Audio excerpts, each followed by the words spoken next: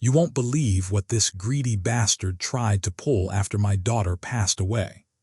I'm 70 years old and I thought I'd seen it all, but nothing prepared me for the betrayal that was about to unfold right under my own roof. Before we continue, please subscribe to the channel and let us know where you're listening from in the comments. My name is Frank Peterson, and this is the story of how I caught my son-in-law trying to steal my deceased daughter's inheritance, and the shocking way I exposed him to the entire family. It all started 3 months ago when my beautiful daughter Sarah passed away from cancer at just 38 years old. She fought like hell for 2 years, but in the end, the disease won.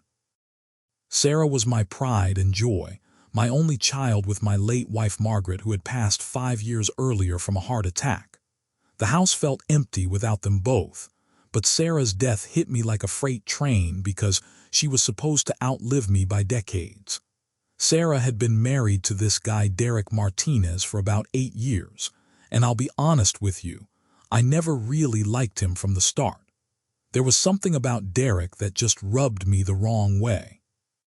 He was one of those smooth-talking guys who always seemed to have an angle, always working some kind of deal, always talking about his next big opportunity that was going to make him rich.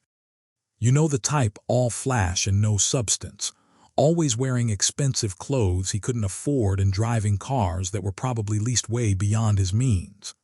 But Sarah loved him, or at least she thought she did, so I kept my mouth shut and tried to be supportive. Derek worked in sales for some tech company, though he was always getting fired and finding new jobs every 6 months or so.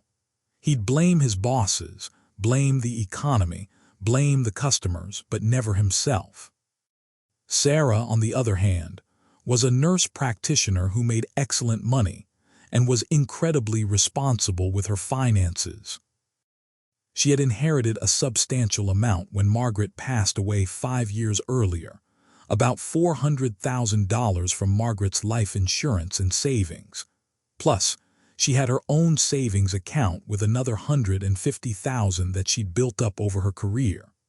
She also had a life insurance policy through her job worth another $200,000. My daughter was smart with money, unlike her husband who seemed to spend every penny he made on trying to look successful. When Sarah first got diagnosed with stage 3 breast cancer, Derek suddenly became the most attentive husband in the world. Before her diagnosis, he was always working late, always out with clients, always too busy to spend much time at home.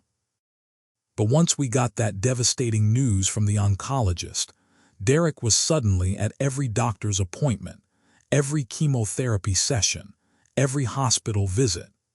He was always talking to the doctors, always asking detailed questions about treatment options and prognosis, always making sure everyone knew how devoted and caring he was being. At the time, I thought maybe the cancer scare had made him realize what was really important in life. Looking back now, I realize he was probably just making sure he stayed in the will and monitoring Sarah's condition to plan his next moves. During Sarah's treatment, Derek started taking over more and more of her financial responsibilities. He said it was to reduce her stress so she could focus on getting better, which seemed reasonable at the time. Sarah was exhausted from the chemotherapy and radiation, and managing bills and investments was probably the last thing she wanted to worry about. Derek started handling all the household finances, paying the medical bills, dealing with the insurance company, all of that administrative stuff that comes with a serious illness. I offered to help multiple times, but Derek always insisted he had everything under control and that Sarah preferred to keep things between the two of them. The funeral was absolutely brutal. I had to bury my only child, the person who was supposed to carry on our family name and take care of me in my old age. The church was packed with Sarah's friends from work, neighbors, people from the community who had known her for years. Everyone kept coming up to me talking about what a wonderful person Sarah was, how she'd helped them or their family members at the hospital, how much they were going to miss her. It should have been comforting, but it just made the loss feel even more overwhelming. I noticed Derek seemed more concerned with the logistics than the grief during the funeral. While I was barely holding myself together, Derek was organizing the flower arrangements, coordinating with the funeral director, making sure the reception after the service ran smoothly. He kept asking me about paperwork, about accounts, about when we'd be meeting with Sarah's lawyer to go over the will. At the time, I figured he was just trying to handle the practical stuff, so I wouldn't have to worry about it while I was grieving. But something about his demeanor felt off. He seemed almost impatient, like he wanted to get through the mourning period as quickly as possible and move on to more important business. A week after the funeral, Derek calls me up completely out of the blue and says we need to meet to discuss Sarah's financial affairs. He suggests we meet at this fancy steakhouse downtown called Morton's, which should have been my first red flag. Who discusses a dead daughter's inheritance over $50 steaks and $20 whiskeys? But I was still in a fog of grief and not thinking clearly, so I agreed because I wanted to get everything sorted out and move on with trying to figure out how to live without my daughter. Derek shows up at the restaurant in a brand new charcoal gray suit that probably cost more than most people make in a week. He's got his hair perfectly styled, expensive watch on his wrist, looking like he just closed some major business deal instead of recently burying his wife. We get seated at a quiet table in the back, and Derek orders an expensive bottle of wine like we're celebrating something. The whole atmosphere feels wrong for what should be a somber discussion about my dead daughter's finances. We order our food and Derek starts the conversation by talking about how difficult everything has been, how much he misses Sarah, how he's struggling to adjust to life without her. All the standard grieving widower stuff that sounds appropriately sad and heartbroken. But I notice he's not actually emotional while he's saying these things. It's like he's reciting lines from a script rather than expressing genuine feelings. Then Derek pulls out this thick manila folder full of papers and documents. He spreads them out on the table between us and starts explaining that he's been going through all of Sarah's financial records since she passed away. He tells me it's been overwhelming trying to piece everything together, especially while dealing with his grief, but he wanted to make sure he understood the complete financial picture before we discussed next steps. Derek starts showing me bank statements, credit card bills, medical invoices, insurance documents, all sorts of official-looking paperwork. He's pointing to numbers and explaining various expenses, talking about final medical bills that insurance didn't cover, funeral costs that were higher than expected, outstanding credit card balances that Sarah had accumulated during her illness. I'm trying to follow along with all these documents, but honestly, the numbers aren't making sense to me. Some of the account numbers don't look familiar, and some of the expenses seem inflated compared to what I remember Sarah telling me about her medical costs. But I'm also grieving and exhausted and not thinking as clearly as I normally would, so I figure Derek must know what he's talking about since he's been handling all the finances. Then Derek drops the bombshell that changes everything. He tells me that after all the debts and final expenses are paid, there's really not much left of Sarah's inheritance. Maybe $50,000 or $60,000 at most, he says, and even that might get eaten up by additional medical bills that are still coming in from various providers. He's shaking his head sadly while he explains this, acting like he's just as disappointed and surprised as I am about how little money is left. Derek then suggests that it would probably be best if that remaining money stayed with him since he's going to have ongoing expenses related to Sarah's medical bills and final arrangements. He talks about how Sarah always worried about his financial stability, especially during the periods when he was between jobs, and how she made him promise to use any inheritance money to get back on his feet and start fresh after her death. He's got this whole emotional speech prepared about how Sarah would want him to be financially secure, and how she'd be devastated to know he was struggling financially on top of dealing with the grief of losing her.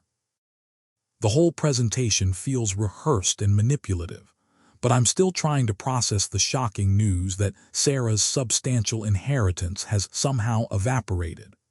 I'm sitting there thinking this doesn't sound right based on what I knew about Sarah's finances, but I'm also second-guessing myself because Derek has been handling everything and would presumably know better than I would.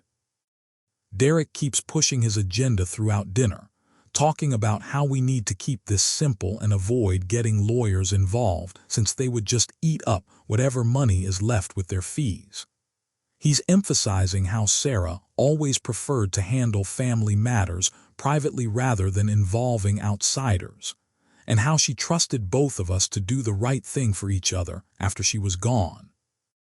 He's really laying on the emotional manipulation thick, talking about honoring Sarah's memory and respecting her wishes. I tell Derek I need some time to think about everything he's told me, and that's when I see a flash of panic in his eyes.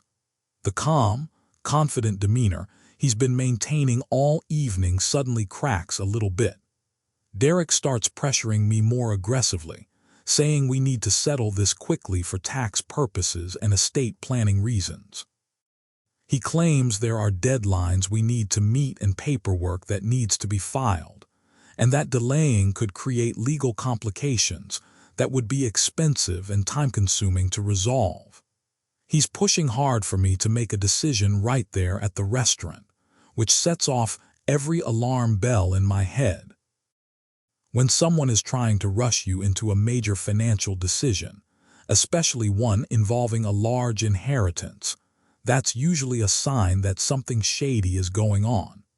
I stick to my guns and tell Derek I need at least a week to review everything and consider my options.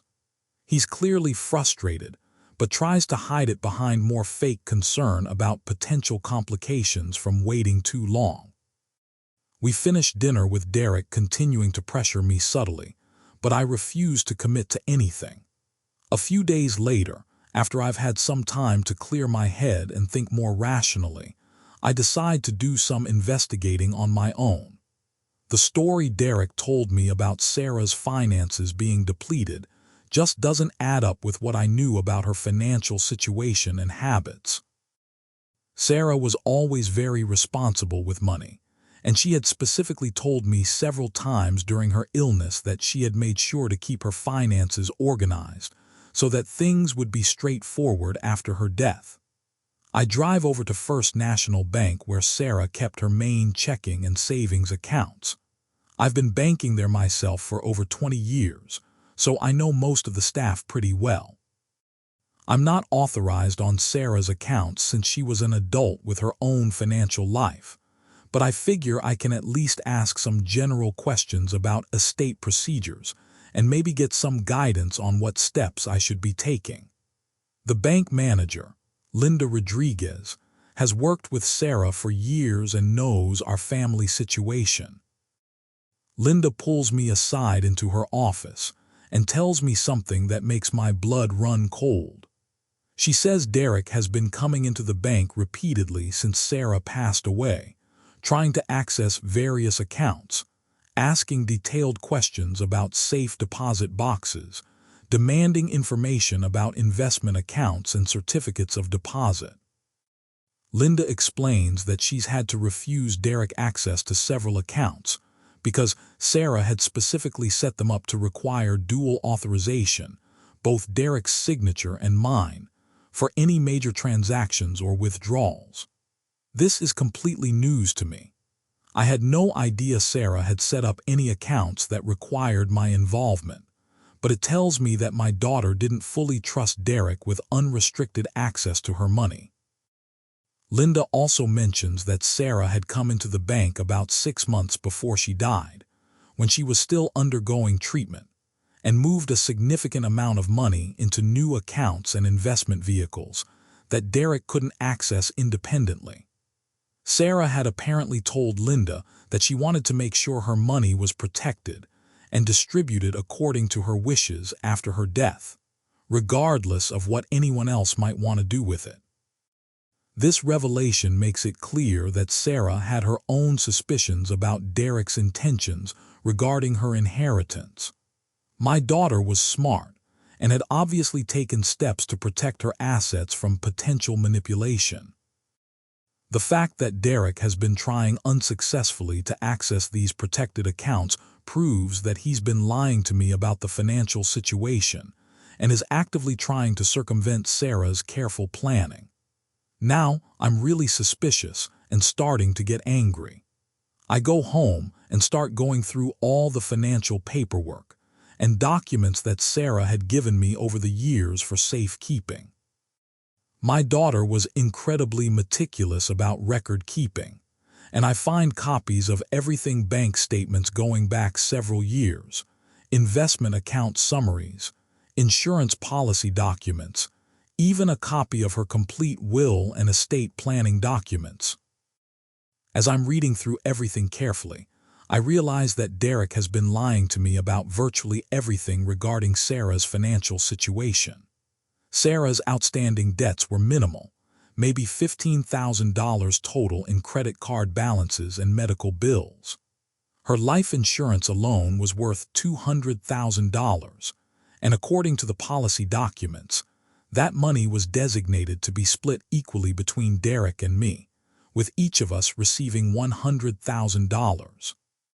But the really shocking discovery comes when I find Sarah's investment account statements and savings account records. Between her various investment accounts, certificates of deposit, and savings accounts, Sarah had accumulated over $300,000 in assets beyond the life insurance money. According to her will, which I'm reading for the first time, this money was supposed to be divided into 3 equal parts: 1/3 to Derek, 1/3 to me, and 1/3 to a cancer research charity that had helped her during her treatment. Derek was trying to convince me to sign over my third of the inheritance to him, claiming there was barely any money left after debts and expenses. In reality, he was attempting to steal my $100,000 portion plus the $100,000 that was supposed to go to charity. He was also lying about the total amount available, since the life insurance money alone was worth $200,000, and that was completely separate from Sarah's other assets. I'm absolutely furious at this point, but I'm also smart enough to realize that I need concrete proof of Derek's deception if I want to stop him and hold him accountable. It's his word against mine regarding what he told me about the finances, and he could always claim there was some misunderstanding or that I misremembered our conversation. I need him to admit his real intentions in a way that can't be disputed later. So I come up with a plan to get Derek to confess his scheme on tape. I call Derek and tell him I've been thinking about our conversation at the restaurant, and I've decided that I'm willing to sign over my portion of the inheritance to him. I explain that I've been feeling overwhelmed by all the financial and legal complexities, and I think it would be easier for everyone if he just handled everything himself. Derek is absolutely thrilled to hear this. His voice gets excited and relieved, and he immediately starts talking about how much this means to him and how Sarah would be so happy to know we're working together to honor her memory. But I tell him that before I sign anything, I need to understand exactly what happened to all of Sarah's money and where every penny went. I say that for my own peace of mind and to make sure I'm making the right decision. I need him to walk me through all the expenses and debts in detail so I can see the complete financial picture. Derek agrees immediately and enthusiastically. He says he completely understands my need for clarity and that he's happy to explain everything thoroughly. We arrange to meet at my house the following evening so he can bring all the documentation and show me exactly where every dollar of Sarah's inheritance went. I spend the next day preparing for what I hope will be Derek's confession. I download a digital recording app on my smartphone and test it to make sure it picks up conversation clearly from across the room. I set up my living room so that we'll be sitting close together on the couch, with my phone positioned on the coffee table where it will capture everything we say. Before Derek arrives, I place the phone on the table and tell myself that it's just sitting there because I was listening to music earlier. If Derek notices it, which he probably won't, that will be my cover story. Derek arrives at my house right on time, carrying his manila folder of documents and wearing another expensive suit. He's got this big, confident smile on his face, clearly thinking he's about to close the deal of a lifetime. We sit down in my living room, and I casually mention that my phone is on the table because I was listening to some music earlier to help me relax. Derek doesn't give it a second thought. He's too focused on the paperwork he's spreading out on the coffee table. I start the recording app and begin asking Derek questions about specific accounts and expenses from Sarah's estate. At first, he sticks to his rehearsed story about overwhelming debts and medical bills eating up most of the inheritance. He's showing me the same documents from our restaurant meeting, pointing to numbers and explaining various costs with the same concerned, sad demeanor he used before. But as I start pressing him for more specific details, asking for exact account numbers and precise amounts for various expenses, Derek starts getting flustered. I can see beads of sweat forming on his forehead as he tries to keep his lies consistent and believable.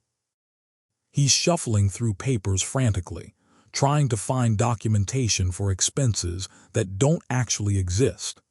Then I decide to test him with some fictitious information to see how he responds. I mention a savings account that Sarah never actually had, asking Derek if that's one of the accounts where money went to cover medical expenses. Without missing a beat, Derek nods seriously and says yes. That account had about $25,000 in it that went entirely to pay for experimental treatments that insurance wouldn't cover. He just confirmed the existence of a completely fictional account and assigned a specific dollar amount to it. That's when I know for certain that Derek is making up his entire story about Sarah's finances. I keep pushing with more detailed questions, and Derek starts creating increasingly elaborate lies to support his original deception. He's talking about expenses that never happened, debts to medical providers that don't exist, legal fees that were never incurred, funeral costs that are double what we actually paid. The guy is digging himself deeper and deeper into this hole of lies, and every word is being recorded on my phone. Derek starts getting more animated and confident as he thinks he's convincing me with his detailed explanations. He's describing complex financial transactions and insurance claim disputes, painting himself as a heroic figure who's been working tirelessly to handle all these complicated matters while dealing with his own grief. It's actually an impressive performance. If I didn't know the truth about Sarah's actual financial situation, I might have been convinced by his elaborate fiction. After about an hour of this charade, I decide it's time to go for the kill shot.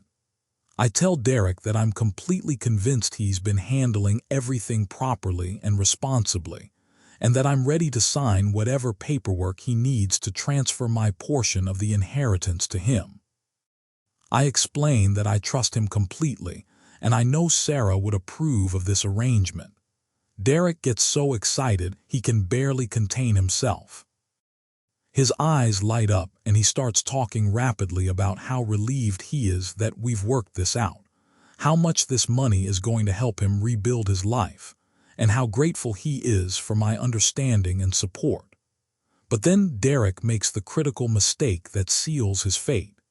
He starts getting overconfident and begins bragging about aspects of his scheme that I hadn't even asked about. Derek tells me how impressed he is with himself for handling such a complicated situation, and how he never expected me to be so cooperative and trusting throughout the process. He actually laughs and says he was worried I might want to get lawyers involved or demand to see all the bank records myself, which would have made things much more difficult and complicated. Derek then starts talking about how he's been planning for this moment since Sarah first got her cancer diagnosis. He explains that he realized early in her illness that he needed to start thinking about the financial implications of her death and positioning himself to maximize what he could inherit. The way he talks about my daughter's terminal illness like it was a business opportunity makes me want to punch him in the face, but I control myself and keep encouraging him to tell me more. Derek becomes increasingly open about his manipulative behavior as he thinks he's already won, and there's no need to hide anything anymore. He tells me about conversations he had with Sarah while she was sick, where he convinced her to make certain financial decisions that would benefit him after her death. He describes how he gradually took over more control of her finances during her treatment, always under the guise of reducing her stress and helping her focus on getting better. He even admits that he encouraged Sarah to increase her life insurance coverage during her illness, telling her it was for my benefit and peace of mind, but knowing that he would be the primary beneficiary. Then Derek makes the biggest mistake of his entire scheme. He starts confessing to criminal activities that I hadn't even suspected. Derek tells me that while Sarah was in the hospital during her final weeks, he had been forging her signature on some financial documents to move money between accounts and make it easier for him to access funds after her death. He explains this like it was just smart planning rather than identity theft and fraud. Derek admits that he convinced Sarah to sign several documents while she was heavily medicated and not thinking clearly, including some changes to her beneficiary designation that she probably wouldn't have agreed to if she had been fully lucid. He describes this manipulation of a dying woman like it was just good negotiating rather than elder abuse. Derek even confesses that he's been going through Sarah's personal papers, emails, and computer files, looking for information about accounts or investments she might not have told him about. He's been systematically searching for hidden assets that he could claim as part of the inheritance, regardless of what Sarah's actual wishes might have been regarding those funds. This guy is basically admitting to multiple felonies while sitting in my living room, and he's doing it because he thinks I'm some naive old man who's just going to hand over $100,000 without asking any tough questions. Derek reveals that he's already spent some of the money he managed to get his hands on through his various schemes. He's bought himself a new car, upgraded his wardrobe, and even put a down payment on a condo across town where he's planning to start his new life as a wealthy widower. He talks about these purchases like they're well-deserved rewards for dealing with the inconvenience of being married to a sick woman. The recording continues for almost 2 hours as Derek reveals detail after detail about his elaborate scheme. He explains how he's been manipulating the situation since Sarah got sick, how he's already accessed some accounts through forged documents, and how he plans to disappear and start fresh in a new city once he gets his hands on the rest of the inheritance money. Derek describes his plan to sell the house he and Sarah shared, liquidate all her remaining assets, and move somewhere like Florida or Arizona where nobody knows his history. By the end of our conversation, I have Derek on tape admitting to fraud, identity theft, elder abuse, forgery, and conspiracy to commit theft. He's completely destroyed any legal claim he might have had to Sarah's money and provided enough evidence to send him to prison for several years.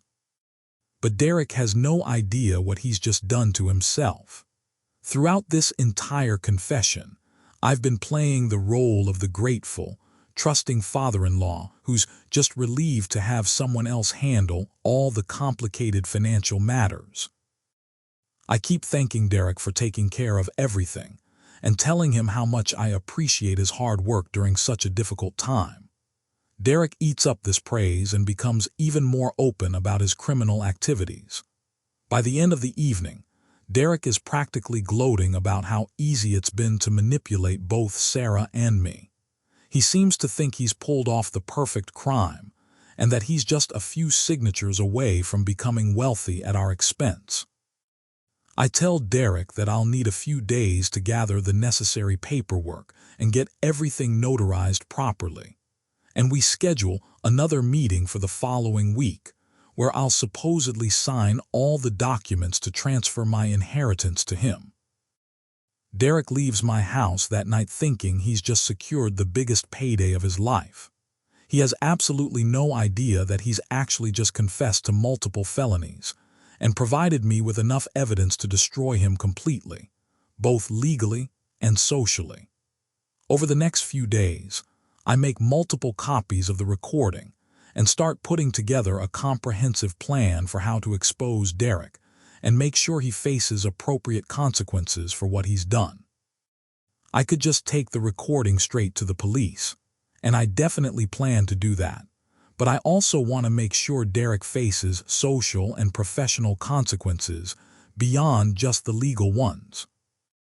I want everyone who knew and respected Sarah to understand exactly what kind of person Derek really is, and I want his reputation destroyed so thoroughly that he can never take advantage of anyone else the way he tried to take advantage of us.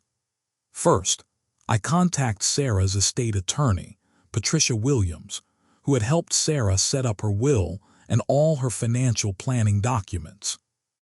Patricia is a sharp, experienced lawyer who specialized in estate planning and had worked with Sarah for several years. I explain the situation to Patricia and play her the most incriminating portions of the recording where Derek admits to forging documents and manipulating Sarah while she was sick. Patricia is absolutely horrified by what she hears. She immediately starts talking about criminal charges and civil lawsuits, explaining that what Derek has done constitutes not just moral betrayal but serious criminal fraud that could result in significant prison time. Patricia tells me that Derek's actions represent a textbook case of financial elder abuse and inheritance fraud, and that prosecutors take these kinds of cases very seriously, especially when there's clear evidence like the recording I've obtained.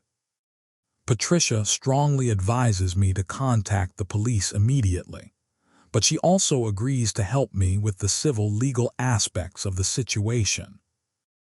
We immediately begin the process of filing emergency court orders to freeze any bank accounts or assets that Derek might have access to, and to secure all of Sarah's remaining assets before Derek can steal anything else. Patricia also helps me understand exactly what Derek's criminal exposure looks like, and what kinds of charges he's likely to face once law enforcement gets involved. Next, I decide to involve our extended family and Sarah's close friends in exposing Derek's betrayal. What Derek has done isn't just a crime against me personally. It's a betrayal of Sarah's memory and everyone who loved and respected her.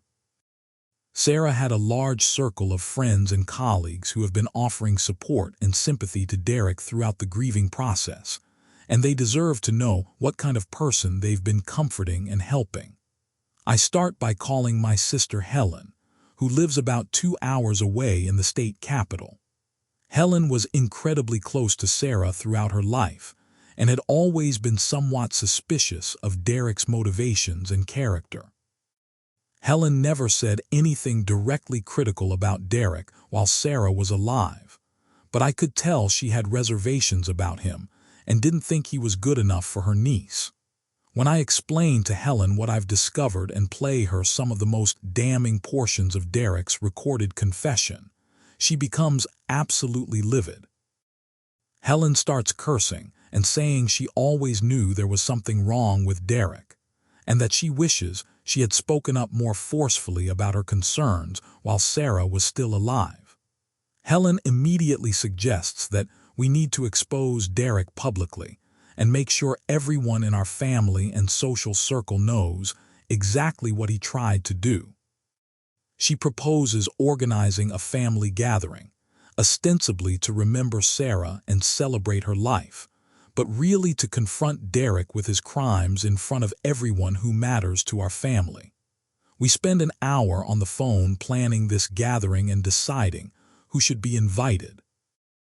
We want to include people who cared about Sarah and would be appropriately outraged by Derek's behavior, but we also want to make sure we have enough witnesses to Derek's humiliation that the story will spread throughout our community. Helen offers to host the gathering at her house, which has a large living room that can accommodate a good-sized group. We plan the event for the following weekend, giving us enough time to contact everyone and make arrangements.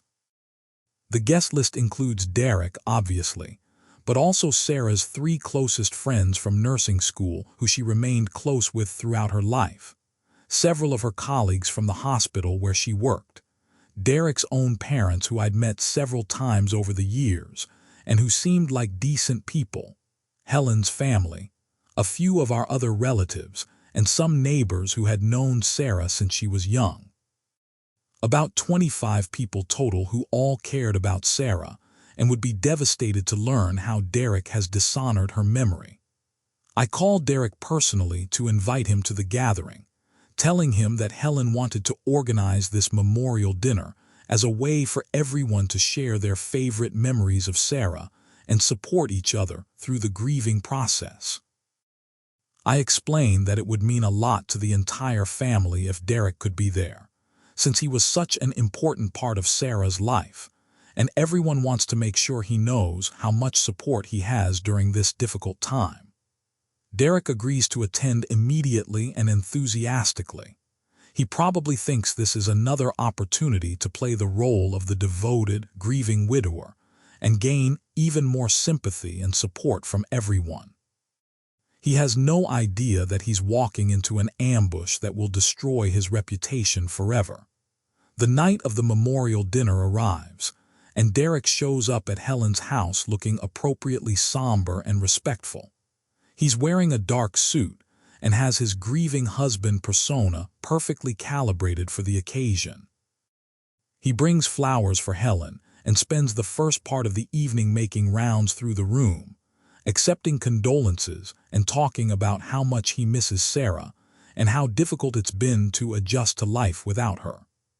It's a masterful performance that has several people in tears as they listen to his touching stories about his life with Sarah and his struggles with grief. Everyone is sharing their favorite memories of Sarah, talking about her kindness and compassion, her dedication to her patients, her love for her family. Derek contributes several beautiful stories about Sarah's character and their relationship that are genuinely moving and have people nodding and smiling through their tears. If I didn't know what I know about his true character, I might be touched by his apparent devotion to my daughter's memory. After dinner, when everyone has gathered in Helen's spacious living room with coffee and dessert, I stand up and ask for everyone's attention. The room goes quiet as people assume I'm going to give some kind of toast or speech in Sarah's honor. Instead, I tell them that I have something very important to share about Sarah's final wishes and the handling of her estate that I think everyone should hear. I explain that there have been some developments regarding Sarah's inheritance that have surprised me, and that I want to make sure everyone understands the situation clearly. Derek looks a little nervous when I mention the inheritance, but he probably figures I'm just going to announce that I'm signing over my portion to him, which would make him look even more sympathetic and generous to everyone in the room. Instead, I pull out a small Bluetooth speaker that I had brought with me and set it on the coffee table in the center of the room. I tell everyone that I want to play a recording of a conversation Derek and I had about Sarah's inheritance, explaining that I had recorded our discussion for my own records to make sure I understood all the financial complexities correctly. Derek's face goes completely white when he realizes what's about to happen. He starts to stand up and object, saying this is private family business that shouldn't be shared with everyone. But Helen firmly tells him to sit back down and let me finish what I have to say. Several other people in the room also tell Derek to be quiet and let me continue, since everyone is curious about what I'm going to reveal. I connect my phone to the speaker and start playing the recording, beginning with the section where Derek admits that he's been planning to take advantage of Sarah's death since she was first diagnosed with cancer. The room becomes absolutely silent as Derek's own voice fills the space, describing how he viewed Sarah's terminal illness as a financial opportunity and how he's been systematically planning to steal her inheritance. You could hear a pin drop as everyone listens to Derek confessing to fraud, forgery, and emotional manipulation of a dying woman. I let the recording play for about 15 minutes, making sure to include all the most damning admissions where Derek brags about his criminal activities and talks about Sarah's death like it was a business transaction. I can see people's expressions changing from confusion to shock to absolute horror as they realize what they're hearing. Derek tries to get up and leave at one point, but Helen's husband Mark, who's a big guy and a retired Marine, moves to block the doorway and tells Derek in no uncertain terms to sit back down and face what he's done. Mark makes it clear that Derek isn't leaving until everyone has heard the complete truth about his behavior. When the recording ends, the room absolutely explodes with anger and outrage. Everyone starts shouting at Derek simultaneously, with people jumping up from their seats and pointing fingers at him. Sarah's best friend Jennifer is crying and screaming at Derek, calling him a monster and asking how he could do this to someone who loved and trusted him. Derek's own parents look absolutely mortified and start apologizing to me profusely, saying they had no idea their son was capable of such disgusting behavior and that they're ashamed to be related to him. Derek initially tries to deny everything, claiming that the recording is somehow fake or taken out of context, but there's no ambiguity whatsoever in his own words. He confessed to everything in explicit detail, describing his criminal activities with pride and satisfaction. When it becomes clear that denial isn't going to work because everyone heard his confession with their own ears, Derek switches tactics and starts trying to justify his actions. Derek claims that Sarah would have wanted him to have the money anyway, and that he deserves compensation for everything he went through taking care of her during her illness. He argues that he sacrificed his own career and opportunities to be Sarah's caregiver, and that the inheritance is just fair payment for his services. This pathetic attempt at justification just makes everyone even angrier. Jennifer immediately points out that Sarah had specifically written her will to divide the money 3 ways, which clearly shows what she actually wanted to happen to her inheritance rather than what Derek claims she wanted. Other people start pointing out that taking care of your sick spouse is what marriage vows are about, not some kind of paid job that entitles you to steal money. Derek then makes the critical error of getting defensive and angry instead of showing remorse for his actions. He starts yelling at everyone, saying they don't understand the financial pressure he was under or how expensive Sarah's medical care became. He's essentially admitting that he viewed Sarah's illness and death as financial burdens rather than personal tragedies, which disgusts everyone in the room even more than his original crimes. Derek starts ranting about how he's the one who had to deal with all the practical aspects of Sarah's death, while everyone else just got to grieve and move on. He complains about having to handle medical bills, insurance claims, funeral arrangements, and all the other administrative tasks that come with someone's death. The fact that he's complaining about these normal responsibilities of a surviving spouse shows everyone just how selfish and narcissistic he really is. The evening ends with Derek being completely ostracized by everyone in attendance. His own parents tell him they're ashamed of him and don't want to see him again until he makes this situation right and gets serious help for his obvious character problems. Everyone else makes it clear that Derek is no longer welcome in their lives and that they'll be warning other people about his true character. Sarah's friends and colleagues are talking about reporting him to his employer and making sure everyone in their professional networks knows what kind of person he really is. Derek finally realizes how completely he's destroyed his life and tries to backtrack, claiming he was just confused and overwhelmed by grief and didn't really mean any of the things he said in the recording. But it's far too late for apologies or excuses. Everyone has heard exactly who Derek really is when he thinks nobody is watching, and there's no taking that back or explaining it away. After all the other guests leave, Helen and I sit down to plan our next steps. We're definitely going to the police with the recording first thing Monday morning, and Patricia Williams has already started the legal process to make sure Derek can't access any more of Sarah's money. But we also want to make sure this story gets out beyond just our immediate family and friend circle, because Derek needs to face comprehensive consequences for his actions. Over the next few days, word about Derek's crimes spreads rapidly throughout Sarah's extensive social and professional networks. The nursing community is particularly tight-knit, and Sarah's colleagues make sure that everyone at the hospital knows what Derek tried to do. The story gets back to Derek's employer within a couple of days, and he gets fired immediately when his boss learns that one of their sales representatives has been caught on tape admitting to fraud and identity theft. Apparently, the company can't afford to have someone with Derek's criminal background representing them to clients and business partners. Derek's reputation in our community is completely destroyed within a week of the memorial dinner. I run into people at the grocery store, the post office, and around town who want to shake my hand for exposing Derek and protecting Sarah's memory.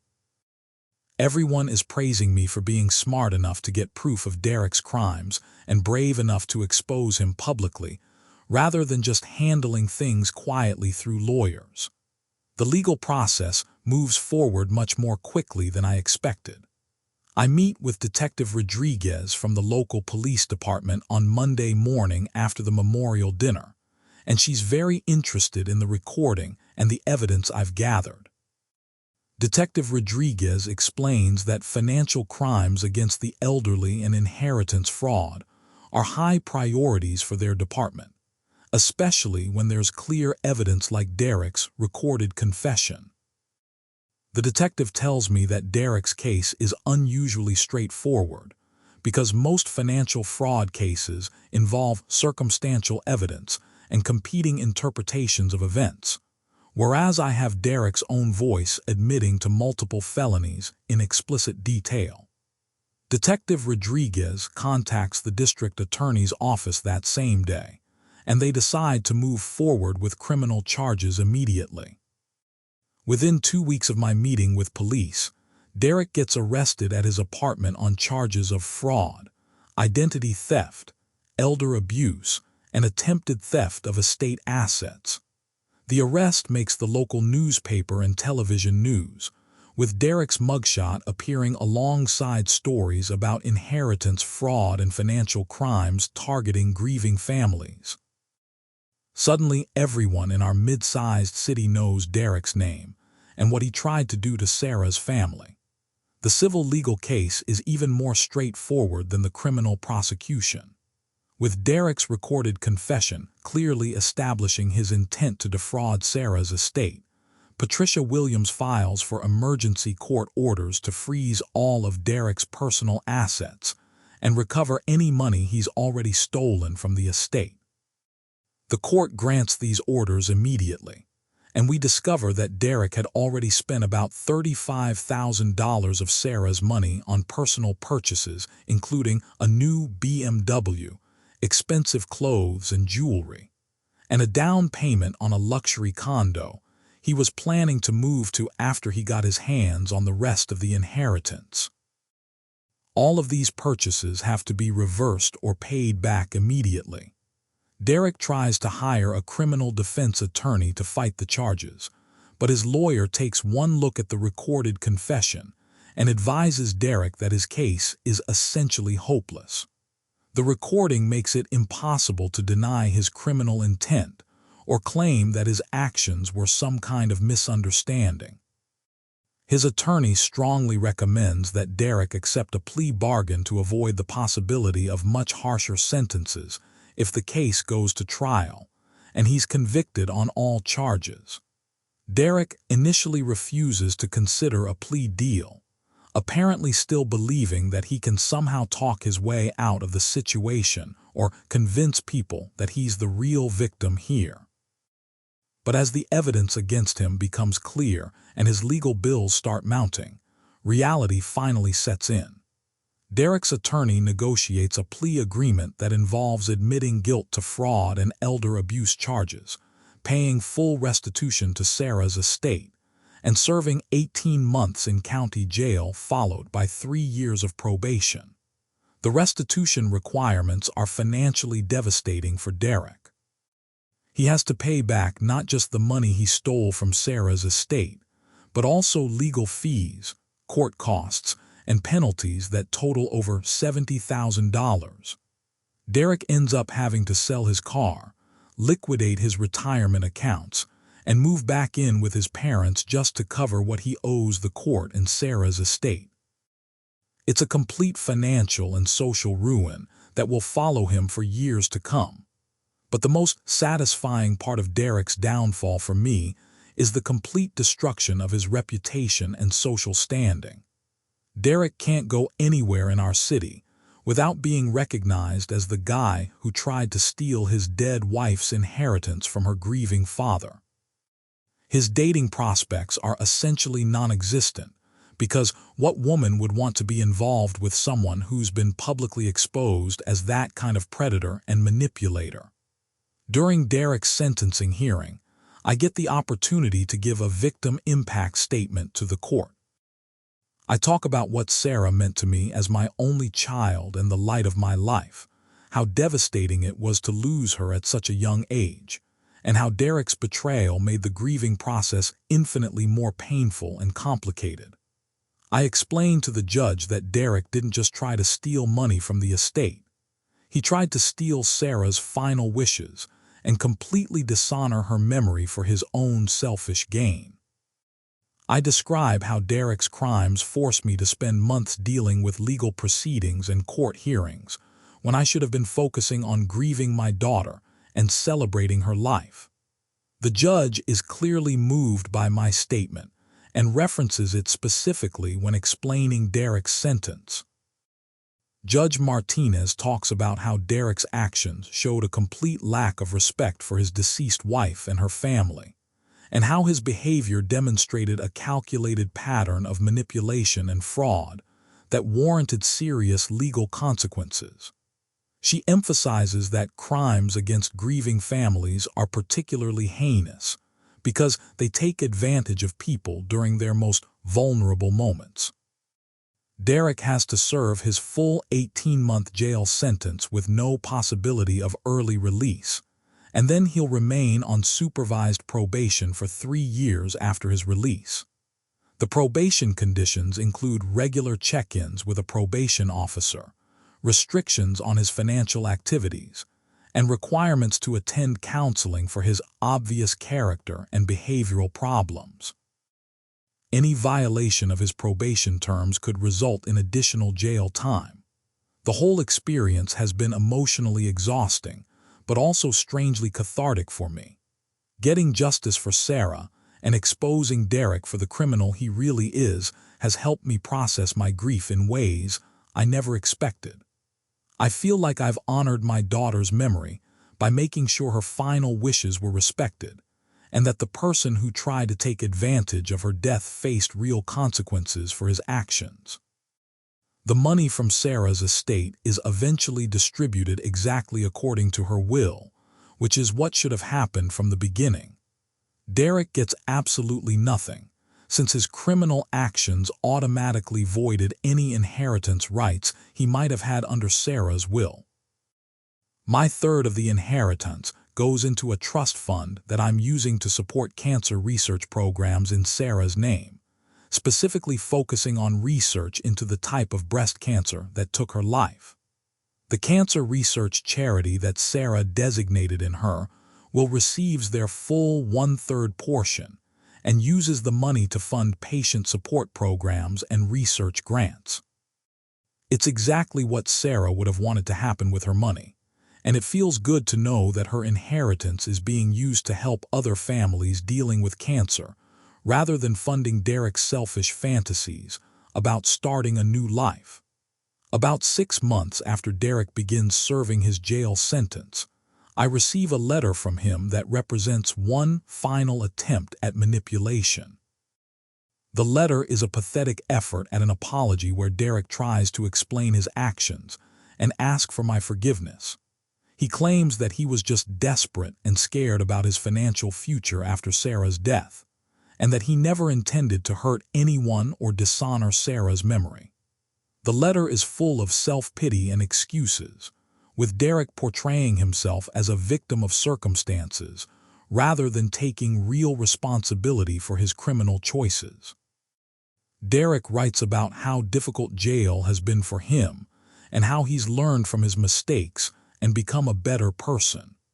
He asks if there's any way we can reconcile and move forward as family, since he still considers himself to be Sarah's husband and part of our family despite everything that happened. The whole letter reads like another con job, with Derek trying to manipulate me into feeling sorry for him and potentially providing him with financial support when he gets out of jail. I read about half of the letter before throwing it in the trash without finishing it. Some people might argue that I should consider forgiving Derek for the sake of my own emotional healing and peace of mind. But honestly, I don't think Derek deserves any kind of forgiveness or reconciliation. The man made calculated, criminal decisions to take advantage of a grieving father and completely dishonor his dead wife's memory for personal financial gain. Those aren't the actions of someone who made an honest mistake or got confused during a difficult time. They're the actions of someone who revealed their true character when they thought they could get away with criminal behavior. The whole experience has taught me important lessons about trust, family dynamics, and the importance of protecting yourself legally during vulnerable times. Sarah was incredibly smart to set up her financial accounts the way she did, requiring dual authorization for major transactions and creating legal barriers that prevented Derek from completely cleaning out her assets. She must have had some intuition about Derek's true character that she never felt comfortable sharing with me directly, but she took concrete steps to protect her money from potential manipulation after her death. I wish I had paid closer attention to my own instincts about Derek from the very beginning of his relationship with Sarah. There were always small things about his behavior and attitude that bothered me, but I dismissed those concerns because Sarah seemed happy and I didn't want to interfere in her marriage. Looking back, I should have been more direct with Sarah about my reservations and encouraged her to be more cautious about Derek's access to her finances. I've also learned the critical importance of documentation and evidence when dealing with potential financial crimes within families. If I hadn't had the presence of mind to record that conversation with Derek, it would have been much more difficult to prove what he was trying to do and stop him from stealing Sarah's inheritance. His word against mine might not have been sufficient evidence for criminal prosecution, and he could have potentially gotten away with his scheme entirely. These days, I'm doing much better emotionally and have found healthy ways to honor Sarah's memory while moving forward with my own life. The grief over losing my daughter will never completely disappear, but exposing Derek's crimes and getting justice has helped me feel like I've fulfilled my responsibility as Sarah's father to protect her legacy and make sure her wishes were respected. I've also developed closer relationships with Sarah's friends and colleagues who supported me throughout this whole ordeal. People like Jennifer, Patricia Williams, and several of Sarah's nursing colleagues have become important parts of my support network. These relationships have helped me stay connected to Sarah's memory in positive ways, while building new friendships that enrich my life. I've started volunteering regularly with the Cancer Research Foundation that received part of Sarah's inheritance, which has become meaningful and fulfilling work. Meeting other families who are dealing with cancer diagnoses has given me perspective on my own experience and helped me process the grief in healthier ways. I'm also able to share practical advice with other families about protecting their assets and making sure their final wishes are legally protected from potential manipulation. Derek is scheduled to be released from jail in about 8 months, and frankly, I hope our paths never cross again. He's not welcome at Sarah's gravesite. He's not invited to any family gatherings or memorial events, and as far as I'm concerned, he's no longer part of our family in any meaningful way. The man who married my daughter died along with her as far as I'm concerned. What's left is just a convicted criminal who tried to profit from personal tragedy. Looking back on everything that happened over the past year, I'm proud of how I handled this situation and protected Sarah's memory from Derek's criminal behavior. A lot of people in my position might have just accepted Derek's lies and signed over the inheritance, especially while dealing with grief and not thinking clearly. But something deep down told me to trust my instincts, dig deeper, and get concrete proof of what was really happening. That decision saved Sarah's legacy and made sure her final wishes were honored exactly as she intended. The recording strategy worked perfectly, but it required patience and self-control that I wasn't sure I possessed at the time.